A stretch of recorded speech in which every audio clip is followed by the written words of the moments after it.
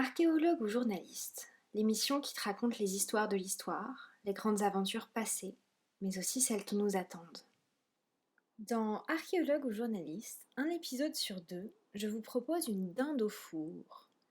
Étrange pour une végétarienne? Alors la dinde au four, c'est un épisode court pour explorer un concept et son évolution dans l'histoire, pour remettre en question et en perspective ce qui nous semble logique, acquis. On pourrait aussi le questionner sous le prisme d'autres sociétés que notre société capitaliste, mondialisée, dans les pays riches. Mais moi j'ai choisi l'histoire. Alors pourquoi faire ça? Eh bien, c'est l'histoire de la dinde de Noël. Je vous la raconte vite fait. Un Noël, comme tous les ans, une mère de famille met la dinde au four, mais auparavant, elle coupe la tête de la volaille. Sa fille lui demande: Mais maman, pourquoi tu coupes la tête de la dinde? La mère répond: Écoute, ta mamie, ma maman, elle a toujours fait comme ça, alors je fais pareil. La petite fille se tourne vers sa grand-mère et lui demande alors: Mais mamie, pourquoi il faut couper la tête de la dinde avant de la mettre au four? La grand-mère lui répond qu'elle ne sait pas non plus, parce qu'elle aussi, c'est sa maman qui lui a appris à faire comme cela. Alors la petite fille s'approche de son arrière-grand-mère et lui demande pourquoi il faut couper la tête de la dinde avant de la mettre au four. L'arrière-grand-mère la regarde et lui dit: Mon four était toujours trop petit pour faire rentrer la dinde avec la tête, c'est pour ça que je lui coupe la tête.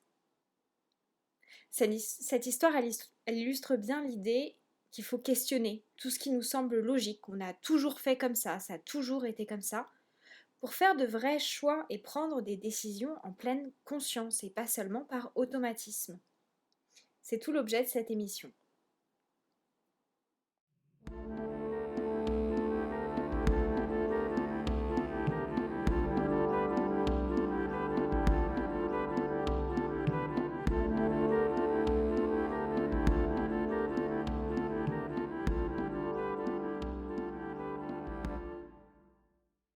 Pour la dinde au four du jour, on s'attaque à la notion de travail. Et oui, le travail a-t-il toujours existé? L'humanité a-t-elle toujours travaillé? La littérature au sujet du travail est absolument monumentale, que ce soit au niveau étymologique, historique, philosophique, sociologique, économique. Nombreux sont les chercheurs qui se sont penchés sur la notion de travail. C'est passionnant, extrêmement complexe. Vous trouverez toutes mes sources dans la description de cet épisode. Moi, je vous invite à aller plus loin si ça vous intéresse, à regarder des documentaires dessus, à lire à ce sujet-là. Parfois, c'est un peu ardu, mais c'est vraiment fascinant. Et pour cet épisode, j'ai commencé par revenir aux bases, en commençant par définir ce qu'est le travail. J'ai simplement tapé sur Google la définition du travail. Alors, selon Larousse, le travail, c'est l'activité de l'homme appliquée à la production, la création et l'entretien de quelque chose. On peut parler de travail manuel, de travail intellectuel. C'est également défini de cette manière-là, activité professionnelle régulière et rémunérée. Donc, si on part de cette définition, le travail a-t-il toujours existé? En fait, il est difficile, avec cette description du travail, d'activité de l'homme appliquée à la production, la création et l'entretien de quelque chose, d'imaginer une époque où les humains n'auraient pas travaillé. En effet, il semble évident que la seule manière de répondre à nos besoins, même si on les réduit à leur plus simple expression, à savoir le besoin de manger, de boire et d'être en sécurité, il faut travailler. C'est-à-dire qu'il faut produire un effort pour obtenir toutes ces choses dont on a besoin.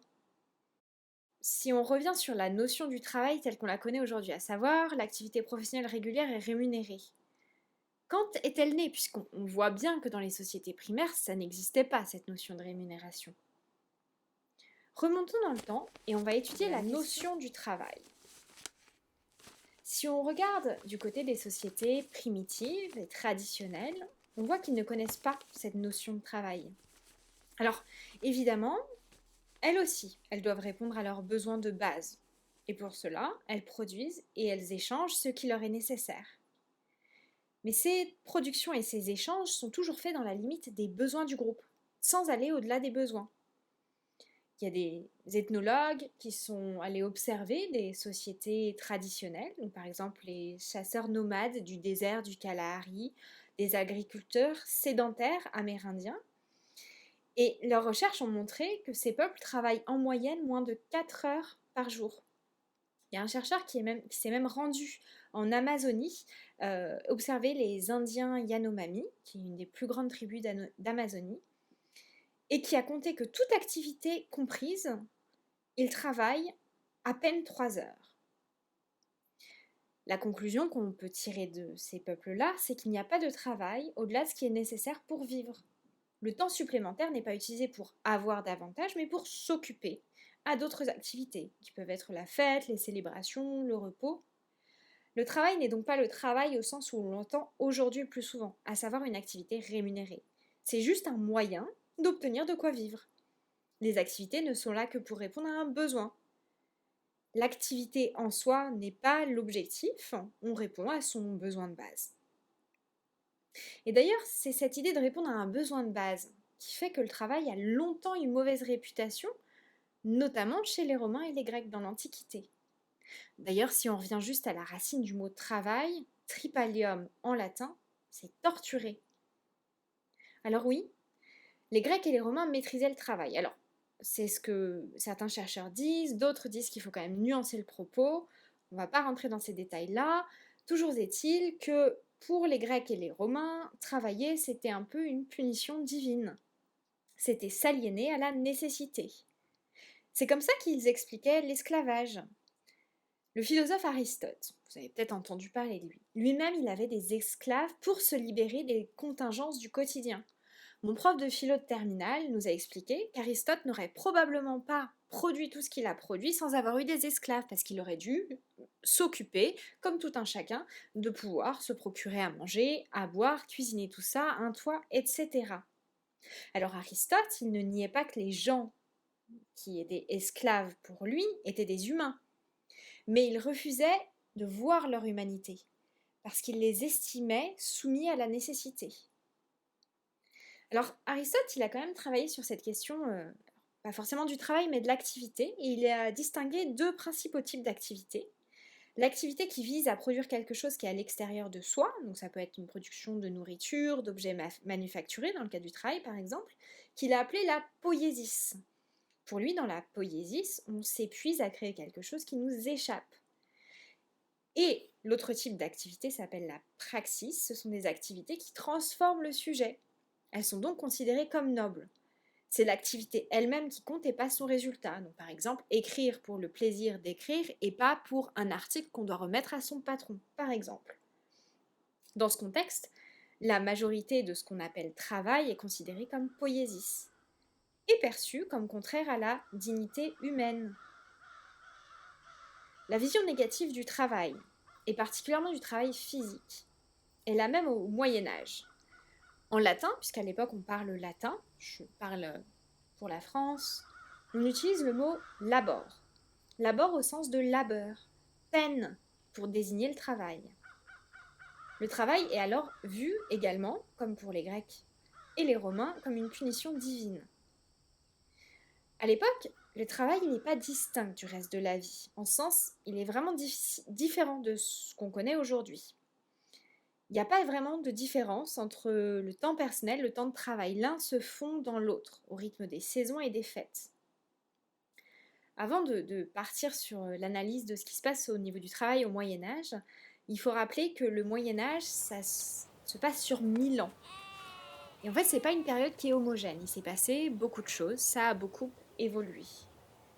C'est important de savoir ça. Entre le début du Moyen-Âge et la fin du Moyen-Âge, beaucoup de choses ont changé. D'autre part, la plupart des hommes sont des paysans au Moyen-Âge. Ça représente 80 à 90% de la population. La plus grande partie de ces paysans est composée de vilains, sont des paysans libres, et l'autre partie est composée de serfs qui appartiennent à leur seigneur. C'est comme des esclaves, il a tous les droits sur eux, le droit de vie et de mort notamment, de les vendre également. Donc vers la fin du Moyen-Âge, la plupart des serfs sont affranchis et leur situation s'améliore car il leur devient possible de louer leurs terres et de produire, donc d'avoir un peu plus d'indépendance. Malgré cette description assez terrible de la condition paysanne au Moyen-Âge, qui est effectivement loin d'être idéale, le temps de travail était sans doute moindre qu'aujourd'hui. Et oui, Étonnamment, au Moyen Âge, il semble que l'on travaillait moins qu'aujourd'hui. Alors ça ne veut pas dire qu'on travaille moins dur, mais simplement que les archéologues, les chercheurs, ils ont estimé que le temps de travail était à peu près d'un jour sur deux. En fait, entre les jours fériés, les fêtes de village, les fêtes saintes, les périodes hivernales où le travail des champs s'arrêtait, et les lois qui interdisent le travail à la chandelle en ville, par peur des incendies, la vie n'est pas du tout rythmée de la même manière. Mais le travail reste vu comme un état de servitude. Parce que l'idéal, c'est celui de l'oisiveté. Alors, je questionne si aujourd'hui ce ne serait pas encore la même chose, mais on peut demander quand même, parce que la vision du travail a beaucoup changé globalement, comment on est passé d'un travail comme un moyen de satisfaire ses besoins à un droit, puisqu'aujourd'hui on estime qu'on a le droit d'avoir un emploi, que c'est nécessaire d'avoir un emploi.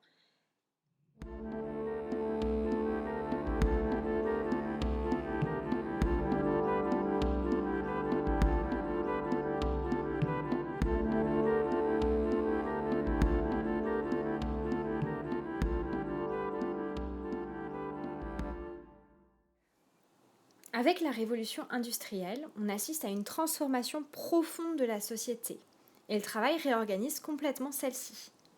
La machine, et surtout le développement des énergies, fait croire à un moment qu'on va pouvoir moins travailler, puisqu'on peut produire plus avec moins d'énergie humaine.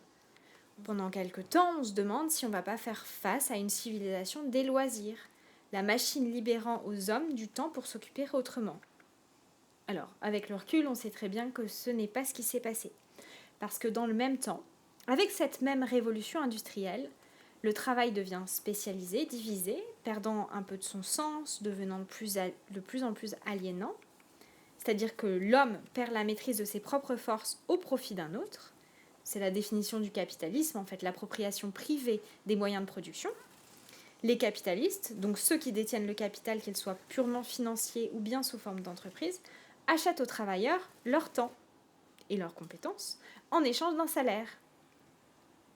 Et donc, bien qu'il y ait toujours l'espoir de pouvoir gravir quelques échelons grâce au travail, c'est un espoir d'autonomie, on se retrouve dans une situation où finalement on ne peut pas espérer gravir plus de quelques marches, puisque les moyens de production, ils appartiennent seulement à une poignée de la population. Et que cette poignée de la population achète le temps. Pas question d'une société de loisirs alors. Parce que dans cette société, avec la révolution industrielle, il n'est plus possible de cesser de produire pour satisfaire à ses besoins. C'est le capitalisme qui arrive avec l'idée de la propriété privée, de la liberté d'entreprendre.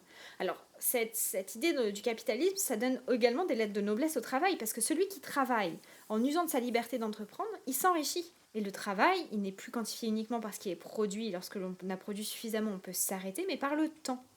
Et ça, c'est aliénant. Dans un documentaire d'Arte que je vous mets en lien, sous la description de ce podcast, il y a un ouvrier qui est interviewé et il raconte une anecdote qui est assez édifiante sur cette idée du temps acheté. Il raconte que les ouvriers qui travaillent dans un abattoir ont des horaires fixes, ils finissent à leur pile.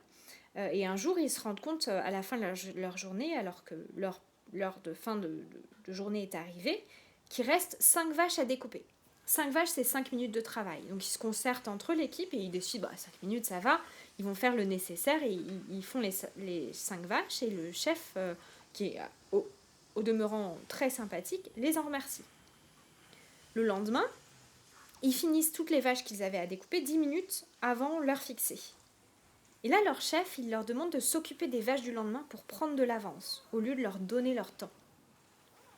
Ça montre bien que dans l'œil de la machine capitaliste, la production ne doit jamais s'arrêter, de peur que les profits cessent aussitôt.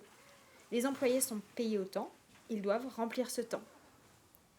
Quitte à ce que ce soit avec ce qu'on a surnommé les bullshit jobs aujourd'hui, notamment dans le tertiaire. On a mis une valeur sur le temps. On lui a enlevé de sa préciosité, de son sens. Le travail, en fait, aujourd'hui, il est soumis à une logique économique. Et en fait, très peu nombreux sont les gens chez qui le travail est une véritable source d'épanouissement. Alors évidemment, dans tout travail, on peut trouver une certaine dose d'épanouissement, mais en fait, chez la plupart des gens, le travail, il permet juste à subvenir à ses besoins. en se soumettant aux lois du capitalisme. C'est-à-dire qu'on subvient à ses besoins en vendant quasiment tout son temps. La société capitaliste dans laquelle on vit a imposé la nécessité du travail. Il n'est plus envisageable de vivre autrement. Le travail, c'est devenu la référence pour l'organisation des activités. Et lorsque les crises frappent, que les emplois manquent, le travail y dépasse alors la simple activité économique. En fait, quand bien même les allocations chômage permettent aux sans-emploi de subvenir à leurs besoins, ils perdent leur place dans la société. D'ailleurs, à ce sujet, l'économiste Keynes indique que l'utilisation du mot marché pour parler du travail, comme si l'employeur potentiel et le chercheur d'emploi étaient sur un pied d'égalité, cache la violence du système capitaliste. Car le chercheur d'emploi, il n'a pas d'autre choix pour assumer sa subsistance que de chercher un emploi. Alors que le pourvoyeur d'emploi, il a le choix d'embaucher ou non. C'est une situation que Marx illustre parfaitement avec la citation suivante. Le domaine de la liberté commence là où s'arrête le travail déterminé par la nécessité. En transformant le travail comme quelque chose d'essentiel, on donne au travail une dimension propre à l'être humain. Le travail et donc la société marchande d'aujourd'hui deviennent l'accomplissement de l'homme. Alors aussi paradoxal que ça puisse sembler, le travail comme nécessité, comme aliénant, c'est également devenu une fierté. Et le capitaliste a fait du travail un droit. Le travail est-il lui-même devenu un besoin ? Apparemment, dans notre société, oui. Car au XXIe siècle, on parle même de valeur travail, de l'importance du travail. Mais la valeur travail, elle est construite de toutes pièces, puisque une valeur, c'est ce qui vaut comme fin universelle pour la vie, pour soi et les autres. Alors le travail est-il devenu une fin universelle ? Le travail est questionné depuis de nombreuses années. On a commencé à mettre en valeur le fait que le travail domestique était un travail, même s'il n'est pas rémunéré. Que le travail associatif, même s'il est bénévole, est également un travail, puisqu'on poursuit un effort qui nous apporte et qui répond à un besoin, même si celui-ci n'est pas directement un salaire. Mais il semble inenvisageable pour beaucoup de gens de mettre sur le même plan ce travail domestique ou associatif que le travail rémunéré. Puisque le travail, considéré comme travail, doit nourrir la machine du dieu économie. Alors, il n'est pas question de dire que c'était mieux avant. Après tout, les esclaves étaient nombreux chez les Grecs et les Romains. Alors, on ne va pas se mentir, il y a toujours de l'esclavage aujourd'hui. Le Moyen-Âge non plus n'était pas forcément la période la plus prospère pour la majorité des humains. Mais, en fait, le capitalisme et notre époque ne semblent pas avoir beaucoup amélioré l'idée du travail si on revient à l'essence de ce qu'est le travail dans nos sociétés. Puisque même si les conditions de travail se sont beaucoup améliorées, il reste aliénant pour beaucoup, n'enrichissant véritablement qu'une toute petite partie de la population.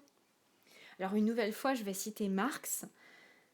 La condition essentielle d'existence et de suprématie pour la classe bourgeoise est l'accumulation de richesses dans les mains privées. La formation et l'accroissement du capital, la condition du capital est le salariat. Le salariat repose exclusivement sur la concurrence des ouvriers entre eux. Le travail n'est plus vu que pour sa finalité financière, par la machine capitaliste qui peut en tirer des bénéfices. Il a été souvent théorisé uniquement dans ce sens, en faisant fi de l'importance du sens du travail et de la valeur du temps. Bref, le travail que l'on connaît aujourd'hui, il n'a plus grand-chose à voir avec le travail du passé, puisque maintenant il a une place centrale dans la société dont tout dépend. Dans notre société capitaliste, il n'est plus envisageable de vivre sans travail. Ça montre en fait à quel point la question du travail, elle touche toutes les sphères de la vie, elle mérite d'être étudiée et remise en question. Alors, le travail en lui-même, je ne suis pas en train de dire que c'est négatif. Il peut donner satisfaction. D'ailleurs, une vie sans travail, c'est bien souvent très mal vécu. On a besoin de sens et le travail peut donner du sens à notre vie. Mais ça ne peut pas déboucher sur l'acceptation de n'importe quel travail, sous prétexte que dans notre société, il n'est plus possible de ne pas travailler et qu'on doit travailler un seul type d'activité rémunérée dans des entreprises. Alors, répondons à la question d'origine. Le travail a-t-il toujours existé ? Évidemment, tout dépend de la définition que l'on prend. mais au sens d'une activité en interaction avec son milieu pour modifier son environnement, pour satisfaire ses besoins, oui, le travail a toujours existé. Au sens où on l'entend aujourd'hui, d'activité rémunératrice où il y a offre et demande sur un marché avec une place clé dans un système qui tourne autour de cette activité, non. Le concept de travail est en fait relativement nouveau. Acheter du temps aux travailleurs nous paraît aujourd'hui logique. On vend son temps, on reçoit un salaire, ça nous semble logique. Mais ça aurait paru complètement fou aux Romains, aux Grecs et encore plus aux sociétés primaires. Alors, il y aurait plein d'autres angles à explorer pour parler du travail. Je vous ai listé mes sources en commentaire comme dit, mais n'hésitez pas. Lisez, fouillez, demandez, questionnez. C'est quoi le travail? Ça veut dire quoi travailler? Pourquoi je travaille? Et puis je résiste pas à l'envie de finir ce podcast par une citation de Marx. À nouveau, mais qui d'autre pour parler du travail? Il dit « Un homme qui ne dispose d'aucun loisir, dont la vie tout entière, en dehors des simples interruptions purement physiques pour le sommeil, les repas, etc., est accaparé par son travail pour le capitaliste, est moins qu'une bête de somme. C'est une simple machine à produire de la richesse pour autrui, écrasé physiquement et abruti intellectuellement. Et pourtant, toute l'histoire de l'industrie moderne montre que le capital, si on n'y met pas obstacle, travaille sans égard ni pitié à abaisser toute la classe ouvrière à ce niveau d'extrême dégradation. Ça nous donne de quoi penser au sens de notre travail et du coup, au sens de la société dans laquelle nous vivons. Celle du capitalisme, de la production à outrance, pour laquelle nous devons travailler sans cesse, puisque nous avons sans cesse plus de besoins.